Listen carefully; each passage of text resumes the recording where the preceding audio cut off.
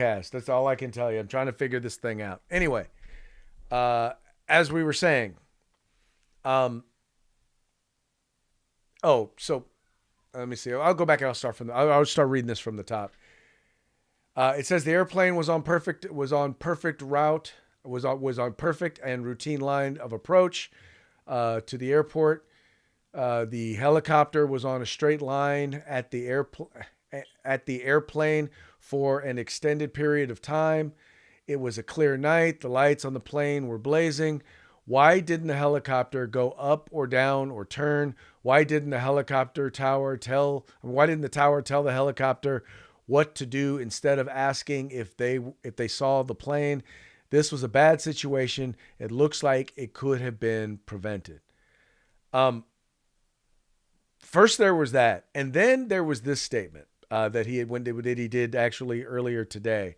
And I wanted to go ahead and play this his comment here as well. Which, by the way, I thought this one was the first one. I thought was well. Let's talk about the first one first. I thought it may have been if we were just me and you talking. If it was just me and you sending out a tweet and we didn't know what was going on, that'd be one thing. It just felt like, should the president be sending that out right now? Like right after it happened? I don't know. What do you think? You know, again, you want to hear from presidential things from the president, right? But the thing that I appreciate about Donald Trump is that he's not going to wait to filter his things through the mainstream media. We know Yeah. that about him. If he has something he wants to put out, he's going to put it out, and that's what Mm-hmm. he did. And I'll respect that. He has this platform. He's communicating directly with the people and bypassing the mass media, and it's one of the things we love about him. And he's not relying on them. So I have no issue with that. The Okay. things he said are not inaccurate. He's obviously a guy who's been in the back of a plane many, many times. I don't know how often he sat in the front of the plane, but nothing he said in there was wrong. There's questions to be asked. Why didn't this occur? And that's what I would the questions I would expect to see from a non-professional pilot. I mean a paid pilot. So I got no problem with this. He put it out. I want to see things from my president. I want to see him bypass the mass media because that's who he is. So I've got no issue with what he said. Well, and I agree with you. I agree with you in this aspect. I still wish he hadn't said it. Having said that, there are a lot of times he does this and he says exactly what needs to be said or exactly what I agree with and it's appropriate. But you got to take the good with the bad. You got to take, sometimes, not everybody's going to say the thing you want them to say when they're going to say it. So I'm okay with it. It's Donald Trump. The other question I had was, now this was a statement that he made that I'm like, I thought he used this as an opportunity to make a point that is a very valid point. And I thought he referenced it all really well. I think some people are just kind of coming after him because they're like, now's not the time. So I wanted to share that with you as well. Then my administration will set the highest possible bar for aviation safety. We have to have our smartest people. It doesn't matter what they look like, how they speak, who they are. It matters intellect, talent, the word talent. They have to be talented, naturally talented geniuses. You can't have regular people doing that job. They won't be able to do it. But we'll restore faith in American air travel. I'll have more to say about that. I do want to point out that various articles that appeared prior to my entering office, and here's one. The FAA's diversity push includes focus on hiring people with severe intellectual and psychiatric disabilities. That is amazing. And then it says FAA says people with severe disabilities are most underrepresented segment of the workforce, and they want them in, and they can be air traffic controllers. So once again, I don't think he's blaming, and people are trying to make it out like he's blaming this incident on DEI. I don't think he's doing that. I think he's pointing out though, they literally are instituting as a part of DEI. Want people with both mental disability. I mean, people who are psychological disabilities as well as mental handicap, what you want to call them, handicaps or whatever the appropriate term is, to be air traffic controllers. One of the most stressful jobs in the world. In the name of diversity. Yeah, absolutely. Listen, I'll go a little bit further there. He talked about the FAA and what the FAA policy was. Let's not forget the military. These pilots could have been out doing more training and more flying time, but the flying time has been restricted to them the past 4 years. They've not had the money and funding to maintain the proficiency that they normally would. And in addition to that, all the DEI and sharps and EO and all the crazy training that they've had to do, which has taken them away from their primary mission of shoot, move, and communicate. Are flying these aircraft. They have been unable to do that at the pace they should to maintain proficiency. Now let's jump over to American Airlines. Craig, you can go right back right now and look online and see how American Airlines has been celebrating their diversity. With not too long ago, they had an all LGBT crew that they publicized and put out there, and a couple of them were not. These were dudes in dresses. Okay, let's just say that this was not somebody that had gone through a procedure. It was incredible looking when you saw these photos, and that's what they were celebrating. Going through that training and hiring these people as a priority instead of getting, like he said, highly trained and skilled people, geniuses in these jobs. He said, just regular people in there. And he wasn't talking down about regular people. What he's trying to say is you need an advanced level of training to be doing these jobs. But when you're focused on DEI as your training rather than training in the expertise of your skill level, this is what you end up with. You end up with where this may have been a factor in one, two, or all three of the parties involved here. And that's not an unrealistic thing. I wish he had waited a little longer to do it, but it's a point that needed to be made. In particular, and by the way, whether or not it was involved, that was involved in this situation. My question still, once again, why are we not hiring the best people? And why are we specifically looking for people who are likely to have a challenge? It's like saying, okay, in the name of diversity, we need to start hiring firemen with one leg, right? We need to hire firemen in wheelchairs. They're not in a position where they can if they're not in a position where they can effectively do the job, lives are at risk here. Let me say this though. I mean, I know you're trying to make a good example. The example of hiring a fireman in a wheelchair, great example. Hiring a fireman with one leg, there's plenty of firemen, there's plenty of first responders out there, and people, including people in the military, that have one leg for whatever reason, through injury, through battle, but yet they have their new prosthesis, and they're able to complete all physical standards and meet the standard with that leg. So let's not just throw them out because they have one leg. Okay. But the perfect example being in a Excellent wheelchair, point. Craig. I don't want a fireman in a wheelchair to bring me down the stairs. That's not going to happen. There you go. There you go. That probably would have been a better example, but not probably was a better example. It was a better example. It's all right. You were in the moment. I get it. But this makes no sense. It makes no sense because once again, we're talking about people's lives. And if we're talking about people's lives, then maybe we ought to be making better decisions. And that's, what I appreciate and what you keep hearing across the board from many in the Trump administration is we're going to hire the best.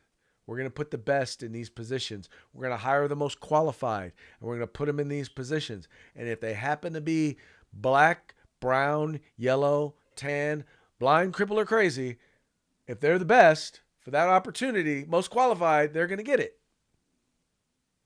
That's it. Absolutely right. It's the most qualified for the position. And listen, the recruiting is still going to happen in every aspect of America. It doesn't matter where it is or who it is. They continue to do that to find the best out there. Well, and that's, if you really want to get diversity, the best way to do it is to make sure that if you're not getting a diverse applicant pool from where you're going, then maybe you need to add some other places, go some places you haven't gone to in order to find that diversity.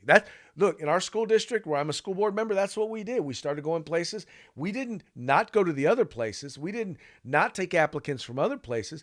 We just increased the applicant pool. And you know what? Cream rises to the top. And so we got a more diverse staff, but we did so without lowering any of our standards. As advanced as we are in our human resources and recruiting standards, Craig, it's only been within the past 15 years, and this definitely happened in law enforcement, where we would have these giant recruiting seminars and open houses for people to come to us, to the major police department, and do some applications. And that's great. Those people that came, they were very qualified and wanted to be there. However, it took somebody a little time to go, maybe we should go to them. Maybe we should go down to the inner city Y and do some recruiting there. Maybe we should go down to another facility where they're doing volunteer work and recruit there. We started doing the recruiting away from our home location and going out to these people to try and recruit them. And now, I mean, most of our levels across the border would mirror what you see in society. Right. Exactly. It's like I always say that, as the Bible says, the Bible calls you to go to the highways and the hedges and compel them to come in. Look what the military does, and they've been doing it for years. The military's never had a problem with diversity. You know why? The recruiters go out. They go to the high schools. They go to the colleges. They go to those places to do their recruiting. Do they have recruiting Mm-hmm. stations so people get to show up? Absolutely. But Mm-hmm. 90% of their recruiting and their contacts are done externally. You will find them at the Cinco de Mayo parades. You will find them at the MLK March. You will find them at the Chinese New Year events. You will find them everywhere. They will go. They'll go to the LGBTQ stuff. They go out. That's how they get the diversity. They Yep. come on in, but they let That's right. people know where they're at. Yep. Anyway, my 2 cents. All right, moving right along. Well, let's just put it this way. And this was one that I found to be quite frustrating because I was just reading yesterday. I was doing a piece. I was doing a piece with a local news station, and we were talking about the spending freeze. And one of the things that I pointed out was there were two different NGOs that together had, at one point, only had budgets of about 500 million, and now it's over 2 billion. And their job was basically to teach people how to circumvent the immigration process. That's what they were doing. They were going south of the border and teaching people how to circumvent the immigration process.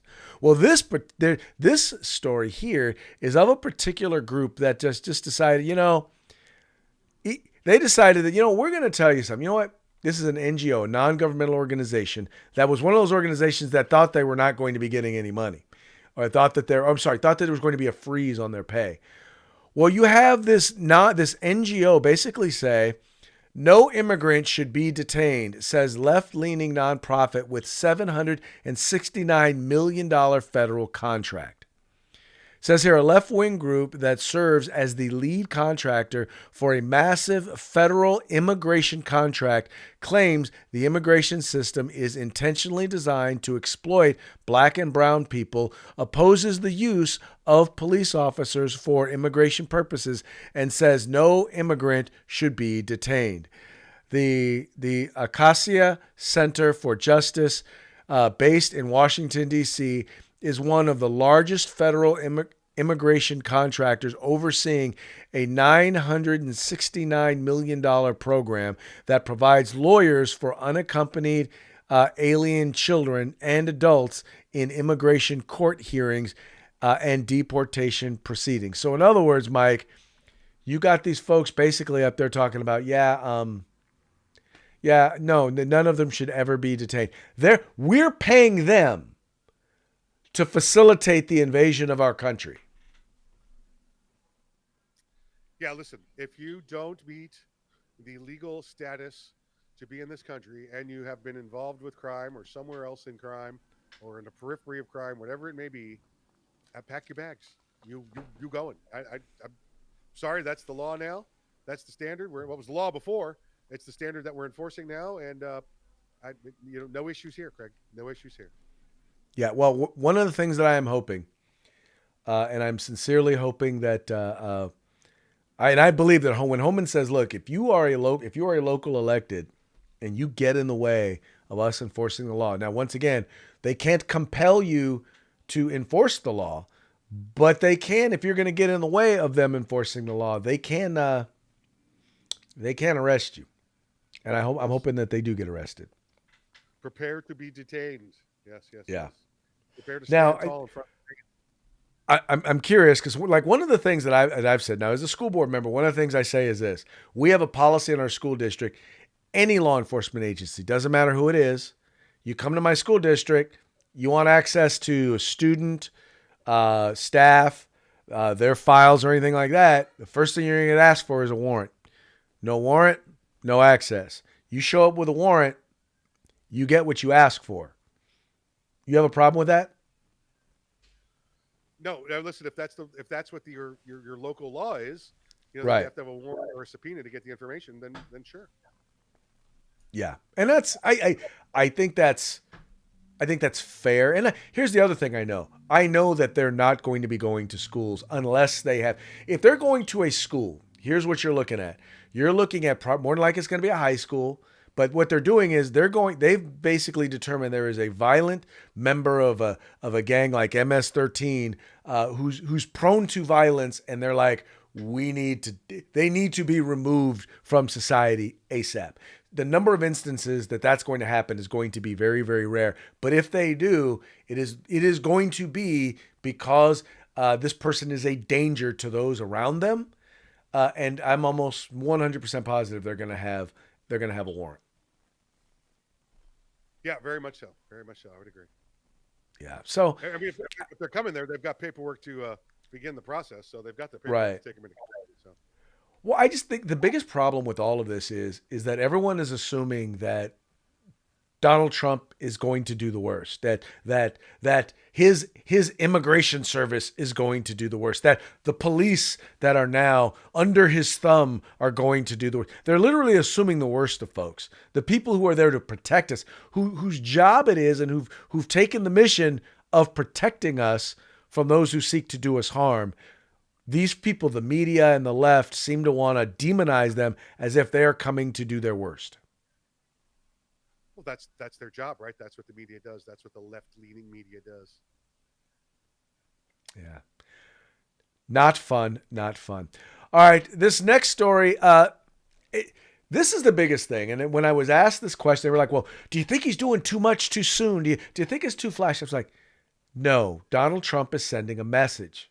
This is about sending a message to the people here in the United States, and the people who voted for him, but it's also about sending a message to the people who are considering coming here illegally. He's sending them a big fat message. And that message is, don't come. Seriously, you don't want to do that. You do not want to go there.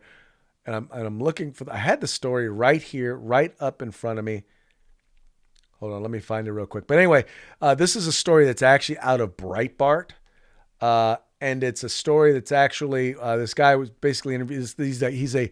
He runs a shelter in Guatemala. I guess it's in Guatemala. Here, let me pull it up here. So he's a Guatemalan shelter dude, runs a shelter. And it says here that they're getting the message, that people are getting the message. It says on Wednesday's broadcast of CNN's Out Front, host Eric Bennett and CNN senior national correspondent David Culver stated that the changes under the Trump administration are having a deterrent effect on migration to the U.S. And Culver played a video of a director of a migrant shelter in Guatemala who stated that migrants are getting the message from the Trump administration for now. They had to provide that qualification. Culver reported from a bus terminal in Guatemala City where he said migrants usually only wanted to go to the United States, but it's now changing. He then played a video where he spoke to a couple of individuals who Culver said stated that they had been following news about deportation flights and the situation in the U.S., and for them, that's enough motivation to keep from going no further than Mexico, assuming they can find work. So in other words, Mike, like I said before, they are getting the message. And you and I have always said this. 90% of what Donald Trump is doing is he's sending a message. He's negotiating.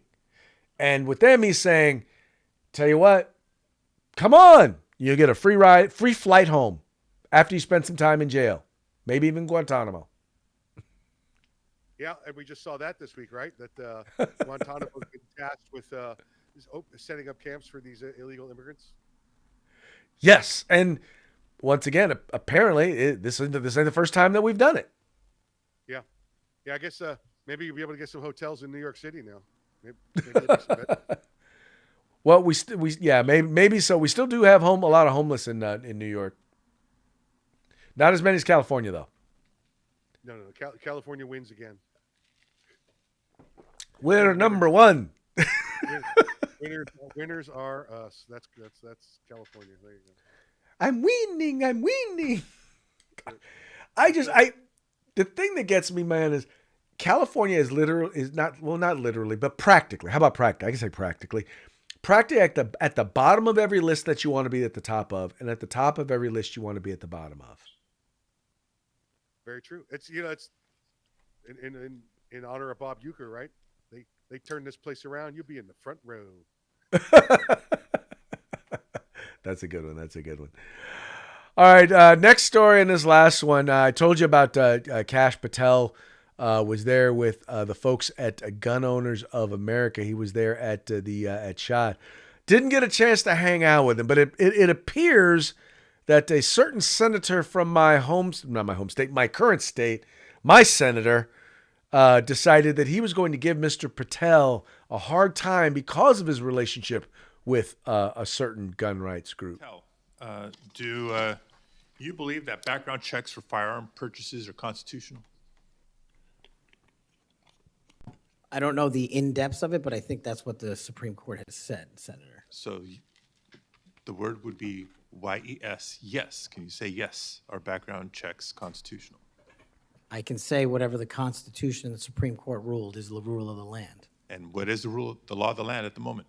I'm not an expert on state-by-state background checks. You're going to be universal background checks. Well, that's different. I think actually your answer is pretty telling. Let me ask you another question. Do you believe that civilian ownership of machine guns are protected by the Second Amendment?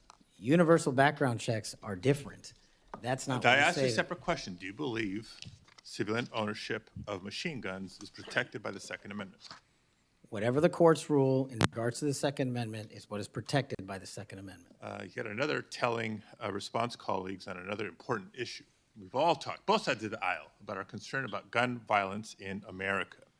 I raise these questions because of an association I can observe between Mr. Patel and Gun Owners of America, a group staunchly opposed to firearm regulation, a group that Mr. Patel addressed in August, and a group that in December issued a press release applauding his nomination to be FBI director. Gun Owners of America has taken extreme positions, including the position that all background checks are unconstitutional and that civilian ownership of machine guns is protected under the Second Amendment. Mr. Patel, let me remind you that as FBI director, you would oversee critical responsibilities related to firearm regulation, including administering the National Instant Criminal Background Check System. Yes, it's constitutional. It's in place for a reason. You would also regulate the distribution of machine guns to prevent them from falling into the wrong hands. Policies and programs in place for a reason. And given your hesitancy, given your answers, I'm concerned about your ability to do the job when it's not in alignment with groups like Gun Owners of America. What's funny is that what's funny to me is that literally they have put people in place over the ATF who don't believe in the right to keep and bear arms. So why would they be qualified to be over the ATF, which facilitates the constitutional right of individuals to be able to keep and bear arms? Yeah, and listen, I'm going to further say this, Mr. Welch. You say he's from California? Is that what you said? He's from California? Mr. Padilla. I'm sorry. Welch was the name in front of him there. I guess I was looking at it from the side. Yeah. Universal background checks are not constitutional. They are the current law. All right, it's the current law, and just because it's the law and it's the current law doesn't make it constitutional, Craig. Because if we use that argument, well, are universal background checks the law? Segregate? No, not universal background checks. I just said background checks. Segregation would have been constitutional if under that argument, correct? Right. Slavery would have been constitutional under that argument, correct? No. That's why we have a judicial branch. If there was no dispute, we wouldn't need the judicial branch. Look, it's in the law. It must be constitutional. Just because it's currently the law doesn't make it constitutional. That's what the judicial branch decides. That's why we no longer have slavery. That's why we no longer have segregation. Well, that I thought that was funny, the whole thing about the universe, because I'm like, first of all, universal background checks is not the law. That's why he said it the way he said it, because certain states do have universal background checks. But what I really got was this. Do you want a person over a law enforcement agency to be applying or implementing policies based on his own values, opinions, and perspectives, or according to the actual law? Correct. Absolutely right. I mean, you want it to be what's constitutional, right? That's what it is. It has to be constitutional. Now you try to create laws that are Right. constitutional, and you enforce laws that are constitutional, but you're going to have ones at times, segregation, slavery, those kind of things, Jim Crow Right. laws, that were later determined to be non-constitutional.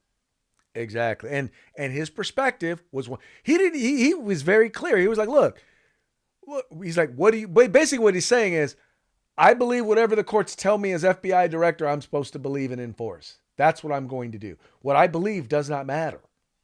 My job as a law enforcement officer is to enforce the law. We saw the same responses from Kennedy as well. They asked him about his previous beliefs, and he said, "Previous beliefs don't matter. I'm here to enforce Donald Trump's policy and this current administration's policy." I know, but he was a little evasive about his position on onesies, though. Yeah, well, I mean, who wouldn't be? Because it matters, right? I mean, there's a certain age and gender limit at which onesies are not cool. If you are a 40, 50-year-old man, you should not be wearing a onesie. I mean, unless it's got the flap in the back and it's red and you're camping, you know? Gotta have the flap in the back. Yeah, it was, I just think the one thing, and it was funny because I was talking with a guy, a Democratic strategist yesterday, and the one thing he and I both agreed on is that the Democratic Party in these confirmation hearings have been pathetic. They've been horrible, and they've really made their party look beyond bad. They're campaigning for a different day and a different age. It's like they lost and they just don't want. It's like they've lost and they don't want to admit that they've lost, so they're going to try and still fight the same fight, and it's just dumb. It's going to make it worse for them. It's just going to get worse every time. They're just going to continue. Well, and yeah, if they keep it up, they're going to lose during the midterms, and Republicans are going to. By the way, for those of you who are paying attention, it's looking even more. It's looking like Republicans may expand their number of seats they have in the Senate at the midterms. It's already starting to look pretty good for Republicans. Yeah, and we should get easily a couple of House seats back, thanks to the miscalculation at the last census. Yeah, there you go. Well, that's something that's supposed to be fixed. Yeah. All right, folks. So now that brings us to our parting shots. Parting shots are brought to you by Hog Holsters. Just go to hogholsters.com. Use the discount code The Rundown. All caps, no spaces. Go to hogholsters.com. All right, then let's see. Our first two here are brought to you by the Babylon Bee, fake news that you can trust. We've got nominee for top criminal justice position interviewed by nation's top criminals. No, they're not criminals, Craig. They've been pardoned. Remember, they've been pardoned. Oh, that's right. I forgot. They've been pardoned. No, those are the folks in the House on the J6 sorry. committee You're that have correct. been pardoned. Yeah, no. You're right. There you go. Oh, and this is a good one on RFK. Senators pause RFK hearing to announce his the next round of questions is brought to you by Pfizer. Pfizer, makers of your best vaccine available. Oh, dude, I got to say this. You literally had Warren up there arguing that you're not going to sue. In other words, he's arguing, just getting him to say he's not going to sue, trying to get him to say he won't sue Big Pharma. I'm like, What kind of liberal, what kind of bizarro world are we in where liberals don't want to sue Big Pharma? Well, we're in bizarro land because Trump's in office and they want to do everything they can to stop him. Yeah, weird, beyond weird. Okay, on the immigration front, Mike sent me this one, and I have to say, this was hilarious. So I wanted to make sure that I included it in today's program. Check it out. shouting that illegals can no longer just waltz in here and suck this country dry. They're posting videos of would-be illegals crying that their CBP-1 Invasion on Demand app is no longer active, and oh shucks, they've been waiting in line to invade a whole 12 hours. You know how long folks trying to do it the right way have to wait? Longer than 12 hours, I can tell you that. And while I hate to sound callous, actually, never mind, I'm perfectly fine sounding callous. News for the world here. Too bad. Joe ain't your president anymore. We put America first now. Donald Trump didn't tell you to come here to pay criminal, now designated foreign terrorist organizations thousands of dollars to come here. Joe and Kamala and Democrats did, and they lied to you. Or maybe they lied to themselves. See, they really thought they had 2024 in the bag. They thought they could pack y'all in here and give you amnesty and allow you to suck off the system so long as you voted Democrat your whole lives, and your kids did too. But that notion hit a giant brick wall called Donald J. Trump and the American voter. This is what we voted for. It sucks these illegals were lied to by Joe and Kamala into thinking they get a free pass for life. Thanks to Joe, our country sustained an unprecedented influx of illegals who drained our resources, overwhelmed our social services, and crapped on the rule of law. It was blatant disregard for Americans and legal immigrants who built this country. And that pure treason contributed to skyrocketing crime rates, the dumbing down of our schools, and stress on our healthcare system, police force, infrastructure, and more, way beyond our limits. And it was never about compassion. It was cheap votes. So yeah, the liberal outrage over the process of securing America is hollow, it's phony, and it doesn't change a damn thing. Joe broke it. This is how Trump fixes it. Get used to the images of illegals facing the consequences of Joe's cattle call. But you see, that cattle call is over now. We put America first. We put our citizens, our safety, and our national sovereignty above the rest of the world. And while that may be a novel concept to some, get used to it. This is the dawn of the new golden age of Trump and of America. The days of unchecked illegal immigration are over as of Monday at noon. The reckoning has begun. America is full. Turn around. If my mic were not attached, I'd drop it. Suck it up, Buttercup. I heard someone once say it. I really like this. It's like the problem with what liberals are doing now is, all right, your guy created this huge, he destroyed everything, right? Collapsed the entire system. Now, Trump comes along with his push broom and is trying to clean up the mess, and you're complaining because he's pushing up dust, because he's making dust. It's like, no, you don't get to complain. Your guy created the mess. He's just cleaning it up. There you go. Good analogy. Very good. There you go. All right, folks, that brings us to the end of the program. But before we go, we got one last thing to do, and that is give one more quick shout out to our sponsors. That's right. Hitman Industries, hitmanindustries.net. You can get AR rifles in any caliber, AR barrels in any caliber you want for your rifle or your pistol, any rifle caliber, any pistol caliber, any like you desire at hitmanindustries.net. California Republican Assembly fighting that good fight behind enemy lines. Now you can take part in California's future today. USCombatGear.com. You can get all the supplies you need for military, law enforcement, security, civilian, whatever it is.